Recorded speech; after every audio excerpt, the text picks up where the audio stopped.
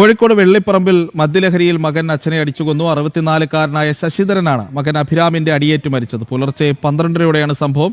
അഭിരാമിനെ police കസ്റ്റഡിയിലെടുത്തിട്ടുണ്ട്. വിവരങ്ങളുമായി അനഘ ചേരുന്നുണ്ട്. അനഘ, ചിങ്ങപ്പുലിയിലാണ്. വളരെ സങ്കടമുണർത്തുന്ന ഒരു വാർത്തയാണ്. എന്താണ് ഈ സംഭവത്തിന്റെ വിശദാംശങ്ങൾ?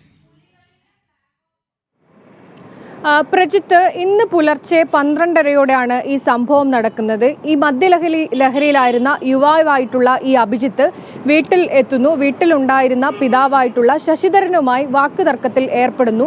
ഇതിനിടയിൽ തൊട്ടടുത്ത് ഉണ്ടായിരുന്ന ഒരു വടി ഉപയോഗിച്ച് ഈ അഭിജിത്ത് പിതാവായിട്ടുള്ള ജയരാജന്റെ തലയ്ക്ക് പലതവണ മർദ്ദിക്കുന്നു. ഈ മർദ്ദനത്തിൽ ഗുരുതരമായി പരിക്കേറ്റ് ശശിധരൻ പുറത്തേക്ക് തെറിച്ചു വീഴുകയാണ് ഉണ്ടായത്. പിന്നീട് ഈ ശബ്ദം കേട്ട് വീട്ടുകാർ കരയുന്നതടക്കം കേട്ട് നാട്ടുകാർ ഓടി ഈ വീട്ടിലേക്ക് എത്തുകയും ഈ ശശിധരനെ ഉടൻ തന്നെ കോഴിക്കോട് മെഡിക്കൽ കോളേജ് ആശുപത്രിയിലേക്ക് എത്തിക്കുകയും ചെയ്തു. പക്ഷേ അപ്പോഴേക്കും മരണം സംഭവിച്ചിട്ടുണ്ടായിരുന്നു എന്നുള്ളതാണ്.